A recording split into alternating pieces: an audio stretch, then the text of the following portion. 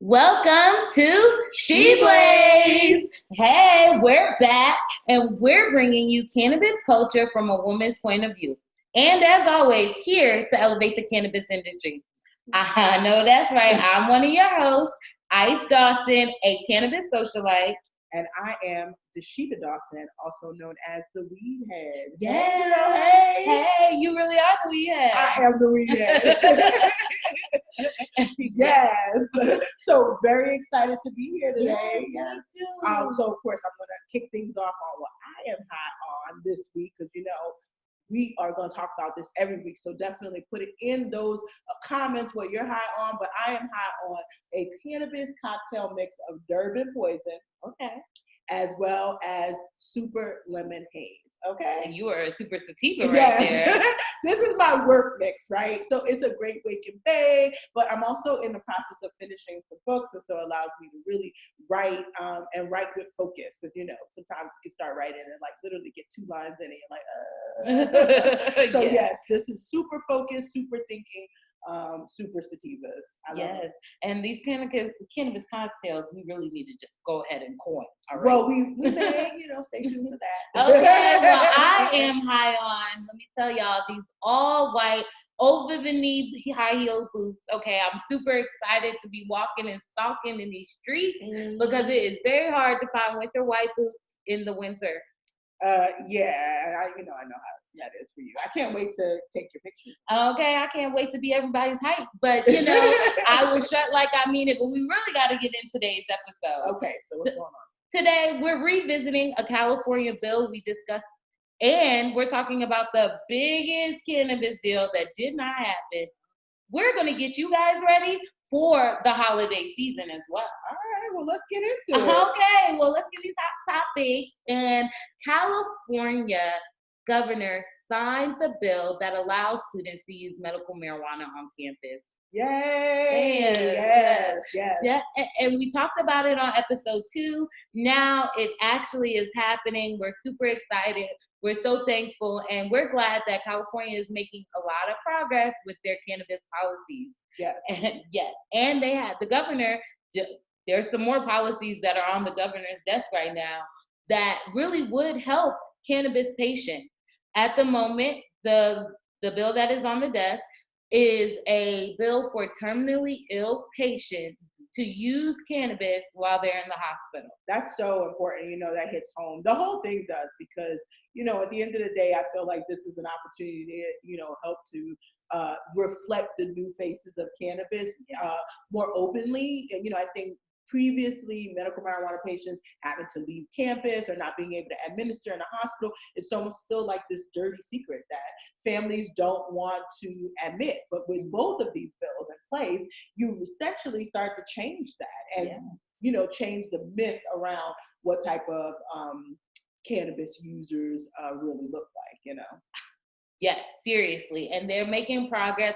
Hopefully the rest of the world will catch on, or the rest of the country, because really the world is caught on. That's true. Thailand is already giving their patients, like, they're giving it cannabis oil. We talked about that as well. Absolutely. And why is this so important? It's because hospitals and other patient care facilities are under the Federal Drug-Free Workplace Act, which does not allow them to give the patient cannabis. So what the governor's bill is doing right now is allowing them to not step in and let the family and the terminally ill patient decide if medical marijuana is needed for that moment in the hospital. That is, like, I applaud that. I, of course, would prefer we could get to a point where health providers are part of that, but at least don't block the family from doing what's in the best interest for the patient. There's so many benefits to utilizing cannabis end of life as opposed to fentanyl and some of the heavier narcotics and drugs. Just being able to talk to your loved one as they're in their last days, as opposed to most people that I've talked to, they're so groggy and they're out of it, or they're just unable to talk and share any real experiences. They're in a bed. Yes, and I think we should do an episode on it. So you hold those great thoughts. Of course, I will. Yes. And we have to get into another great topic. Right now, this is literally was coined the biggest like cannabis merger to date last year. And we're finding out that that merger did not happen. MedMen Enterprises agreed to buy PharmaCann, Chicago-based company, last year for $682 million. Yes, this was a big press. Yes. Big media conversation and the biggest deal, but it didn't happen. It didn't happen. And you know, I could always give you some extra tea, but we on the time. So, you know, I'm not gonna burn your mouth too much. But I will say that MedMen did not walk away empty-handed. They have a cultivation site from them. They also have a retail license as well as another license out in Virginia. Wow, no, I think that what people should also realize, as much as I would love to throw shade, maybe the cannabis industry might be a little bit more thirsty than others in terms of getting that press and getting media. But generally speaking, you know, a contract isn't done until you close the deal. And it's the same for us regular folks who are not doing $682 million deals. Okay. When you buy a house, you buy a house once you sign that you're making an offer and the seller agrees, you kind of have a contract in play if you're on contract, but you do get a closing date. And that tends to be somewhere between 30 to 90 days out from that offer being accepted. So you have just that amount of time for the deal not to happen, even if you agree. So imagine it's like almost as if you gave a press release for buying your house. And most families, like if you bought a house and you decided that you were gonna make an offer and a seller did take it, you are gonna tell your family that you bought a house. But if for some reason it didn't work out into closing, then you'd have to go back to your family and be like, sorry, that didn't happen. And that's sort of kind of what MedMen and PharmaCann are in the process of trying to explain, like why it didn't happen. But this is common practice. There are a few other examples, and again, I won't go too far into that tea, but you can easily Google quite a few mergers and acquisitions that didn't happen in the cannabis space, and similarly in just regular business spaces. But yeah. Well, I think you made great metaphor there, comparing it to buying a house. But the question is, you will tell your friends, but will you tell Facebook? No. So, you know, you don't tell Facebook till you close. Exactly. So we want you to wait until all the signs are dated and stuff. You need more than just a verbal agreement for us to start believing some of these deals actually go through. We got to see the receipts, you know? Yes, we do. Yeah. We do. So that was a great metaphor, though. Yeah. So this topic is super, super hot, but we have to keep it moving. And Texas is where we moving to? Yes. No. Because we're not going home smoking legal there. No, so we're not living there.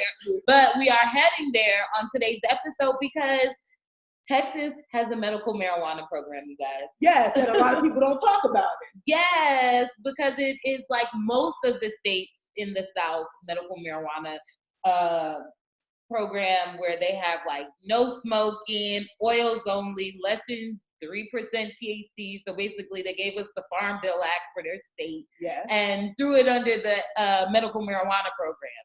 Well, it's had it for some time now. It is a really strict policy, but they opened their application process for licenses. Which sounds like a good thing. Yeah, it was only up for a week. And then they took it down and they didn't tell anybody, didn't send an email, a text message, nothing. So no pigeons. So if you were in the middle of that application or you had finally got all of the things ready for your application, you went on site to apply, it did not go down. Yo, you know how salty folks might be on that one? Because I mean, people spend anywhere for upwards of $200,000 just on preparing an application. But this is also why I tell and have always forewarned clients that if the deadline or the open date, not a deadline, is November 1st, October 1st, get ready to be prepared to submit October 1st. Absolutely, because they might pull a fast one on you. This was a super fast one. It was like, right?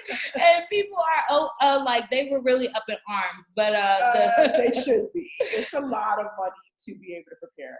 Absolutely, but the representative that is heading this application process told you guys it's a temporary delay and to hold tight. Well, what is temporary? And like, as I started to dig more into this, I got a little bit more, first of all, it's Texas. And second of all, we're talking about, this is for medical marijuana. This is not for adult use. Right. This is for people that they're like already outlined. These are patients who deserve the opportunity they have in. And so essentially cutting off the licenses means less opportunity for people to shop the market. They currently have a very limited market.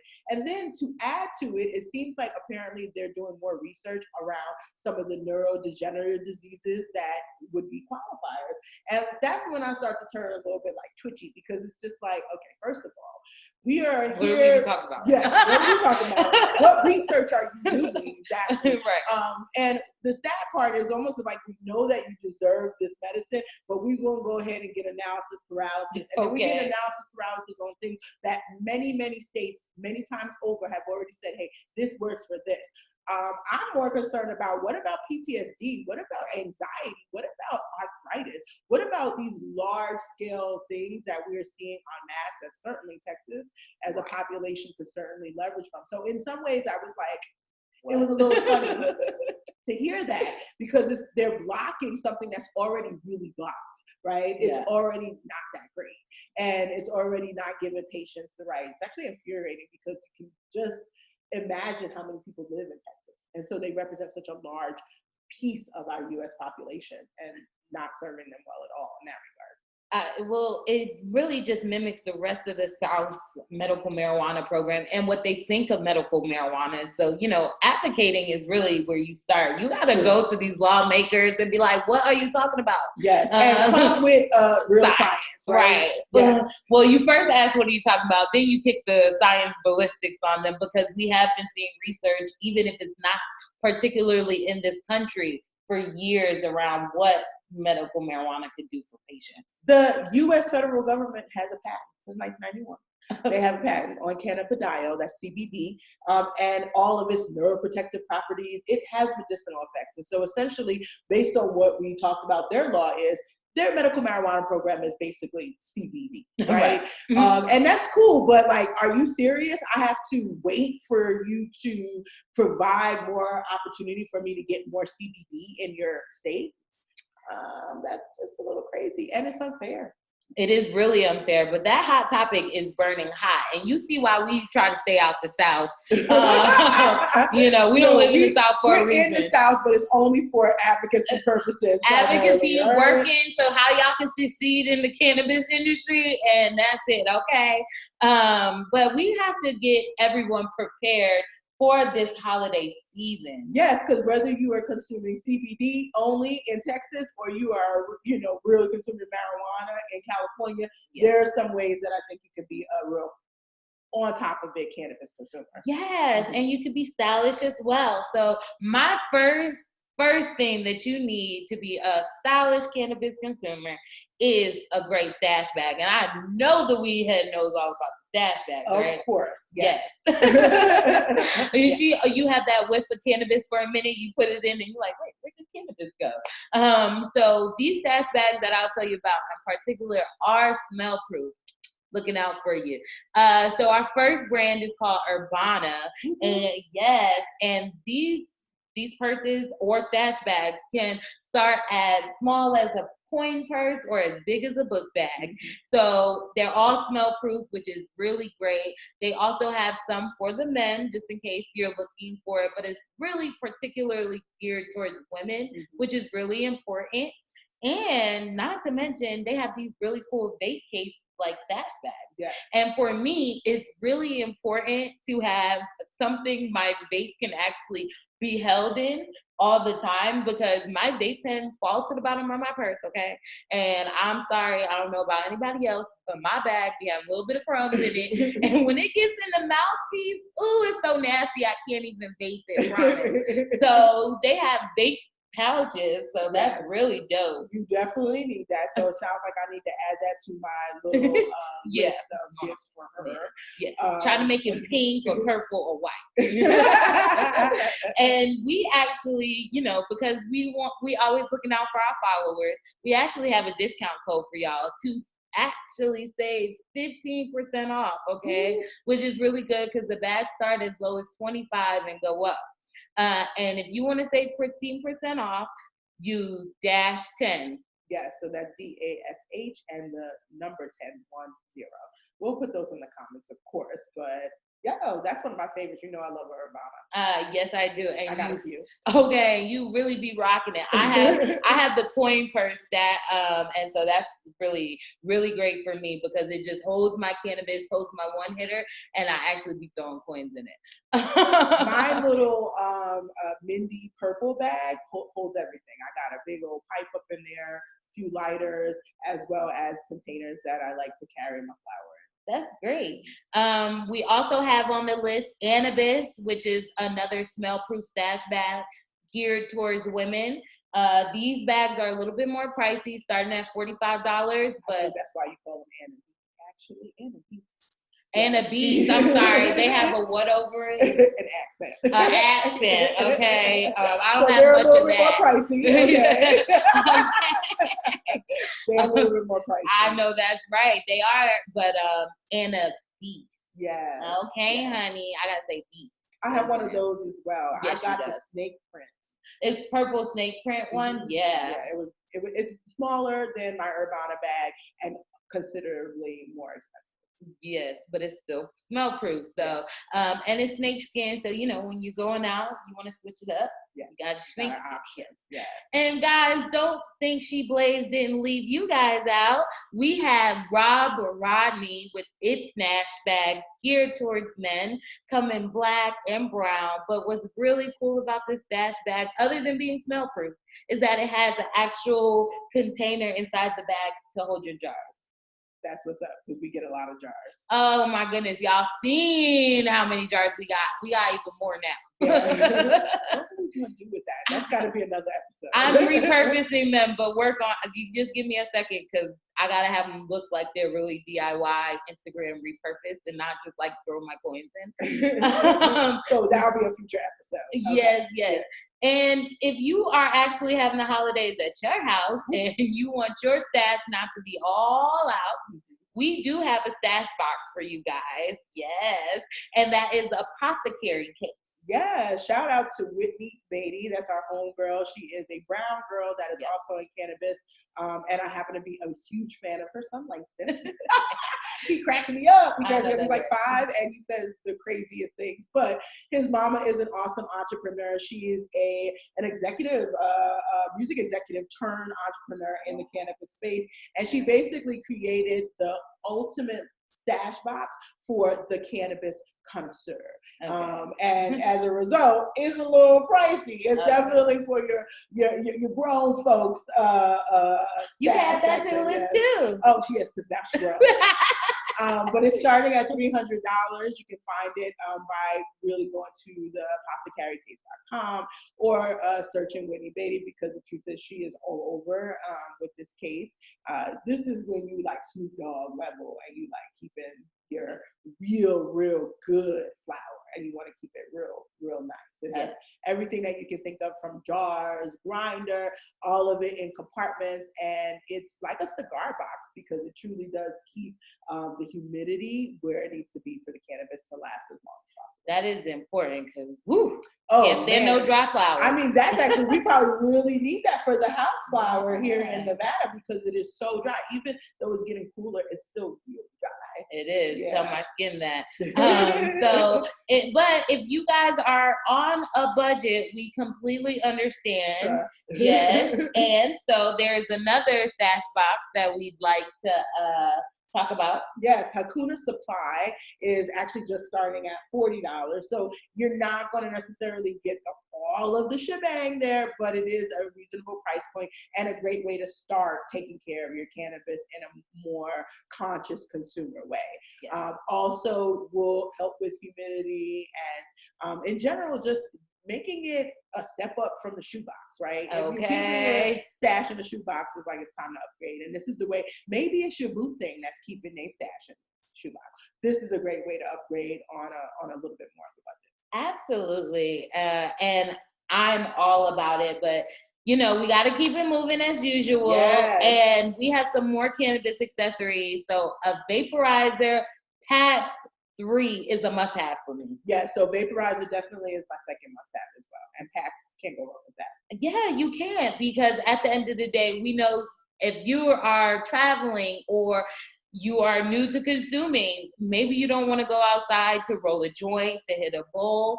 You want to just quickly hit it and go. And so this vaporizer is for dry herb as well as oil, depending on what you want to interchange it with. But it's just a click of the button and then you're gone. Yeah, and it's actually cute. So I have the turquoise one. It's something that fits into my little Urbana or Annabeats bag very easily, or it could be in a vape bag because the mouth could get a little janky if you do have crumbs. I don't have crumbs so much, but sometimes you might have flour crumbs and you don't want that winding up in there. But what I love about it is that it is a really great experience for some folks who really want to get the terpenes out of the flower. I think that's just one of those opportunities to do so, because it does really a great job on herb, right? Yeah. And so that lower temperature, you're not burning it, but you are still decarboxylating. So you will see and feel and taste more terpenes because the temperature is a lot lower. Terpenes burn off at a very, very low temperature. And so by the time you hit fire, usually by the time it's gotten to your lungs, you've kind of burnt them off. Yeah. That's why you should take low temperature dabs. We actually should do a whole episode on low temperatures and the importance of that. We got to bring the Dank Duchess on, you guys. Shout out to the Dank Duchess. Yes, shout out to the Dank Duchess. But I love mixing and doing her hash in this vaporizer as well. This is the way I dab her hash. Yes. And so shout out to PAX 3, get different colors, and I picked her place, of course. Absolutely. And you got to watch out for the holiday season because they usually release a limited edition color. That's true. Yeah, but it's never on sale. Though. Yeah. Just be prepared. You're not going to get no 20, 25% off. Packs don't ever go on sale. I ain't never seen that. No, but we did see a purple one and you had just bought your turquoise and you were like, oh man. Yeah. So, and you can order online.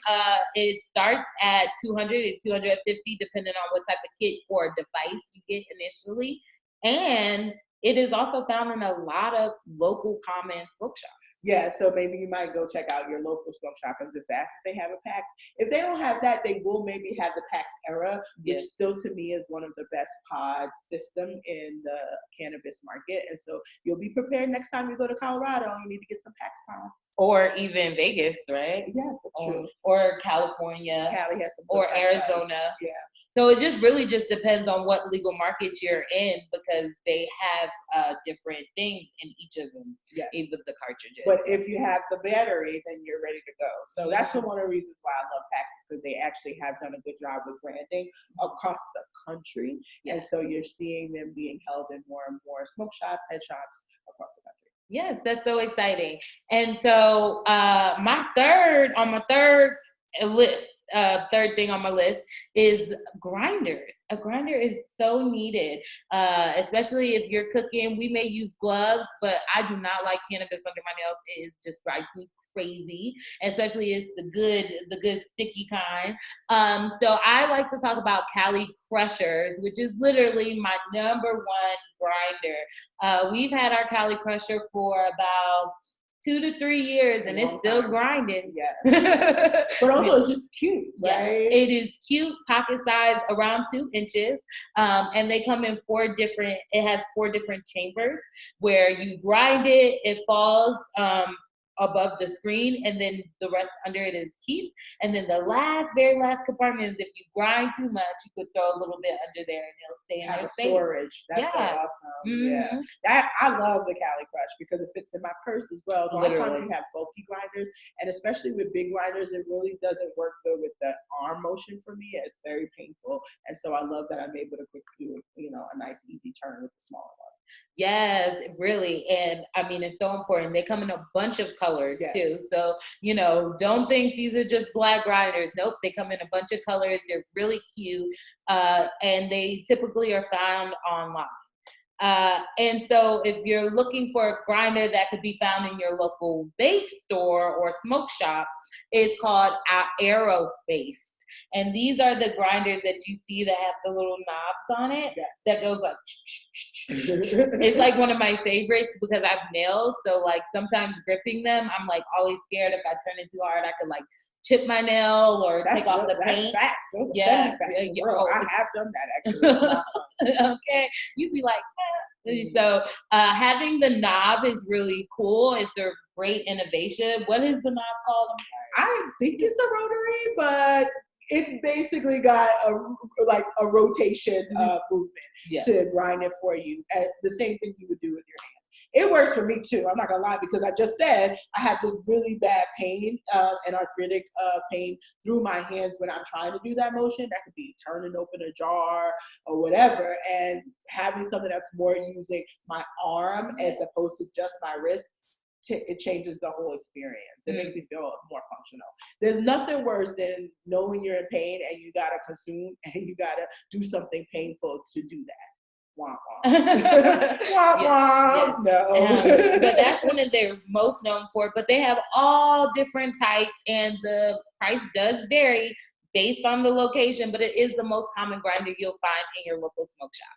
That's true. I'll tell you, real talk, New York is hella cheap in the village, because every single smoke shop has this particular grinder. And so that's where I go shop for my grinders when I want colorful. The village still is the best spot. I know that's right. Well, I will always, as always, drop these information in the comments box for you guys to kind of see where you could gather your list. Yeah, so we'll also obviously throw a post on the WeedHead.com and you can get everything all together. And of course, I wanted to just end this with the fourth must-have, which of course, if you are a cannabis user of any kind, if you're a marijuana user, you must know what CBD, cannabidiol, must do for you as a supplement in some ways. And so CBD products, CBD infused products are now like the new must-have for the conscious cannabis consumer. And not like, oh, snake oil, not that hemp seed oil. We talk about real good CBD products. And I think of myself certainly as a cannabinoid expert in the making. I won't say I'm an expert fully yet, but stay tuned. But definitely I spend a lot of energy trying to find the best products in the market because I have real pain. Right now I'm struggling with neuropathy through my left leg, the bottom of my feet, literally. It feels like I'm doing like a James Brown fire dance because it's burning so bad. And so my cannabinoid treatment, whether I am in a legal market or an illegal market, needs to be really robust.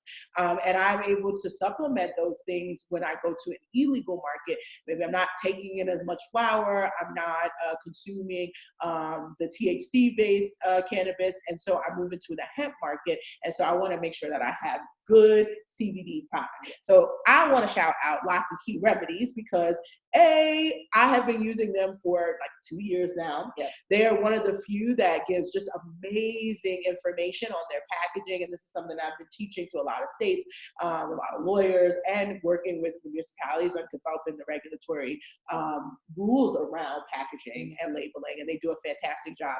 They also are really great at dosages. So I'll give a perfect example. Most CBD tinctures, to get anywhere near 50 milligrams, which for my pain levels or my neuropathy levels is the minimum, you gotta take like 3-4 full dropper fulls, versus here in this small little 15 milliliter bottle, they have 2,000 milligrams of CBD infused. And that means I can take a quarter of a dropper, and the dropper is 1 milliliter, but I can take a quarter of a dropper and get damn near 40 milligrams. And so it allows me to take a lot less and still get the dosage level that I want. And for someone like myself, always on the go, like I'm not interested in, some of these don't taste that well, so I'm not that interested in putting 4 of them in my mouth or holding that many under my tongue. They also have a muscle rub that I really love, and these things all start at a reasonable price. And believe it or not, I gotta shout us out. We have them available on the WeedHead.com/shop. You can find Lock and Key tincture in the extreme and high potency. So we have 2 different dosage levels, as well as the muscle rub. Now this is a 300 milligram. This little thing packs a punch. I've been putting this on the bottom and rubbing my leg, and these are the things that have been helping with my neuropathy. So I'm very excited just about the fact that there's a proliferation of more CBD products, but this one in particular, Lock and Key Remedies, I wouldn't sell it if it didn't work.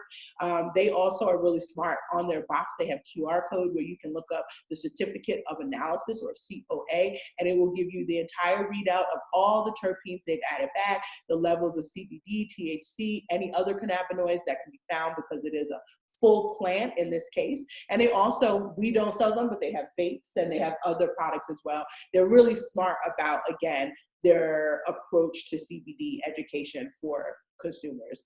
So I love them. Yes. And so I really love it. I have to be on CBD, so I completely understand. It's like a requirement to have a conversation in the house. Stop. For me personally, to be on CBD. So we do have a very stressful job, especially as entrepreneurs, and I think it really does help with anxiety. It helps me with travel. I think it's one of those things where it's a great supplement. Yeah, it's really your multivitamin. And so we got you guys on lock, okay, for this holiday season. Yes. You're welcome. Yeah, but we gotta go. So we gotta wrap it up on out of here. And so let us know, where in the world will the WeedHead be? Well, of course, we have upcoming Buffalo, New York. We will be there for Cannabis 103, and that is a Saturday, October 26th. And then fast forward to November, I will be in Newark, New Jersey for the Real Cannabis Entrepreneur Summit. And there's going to be a lot of folks that are going to be attending as well.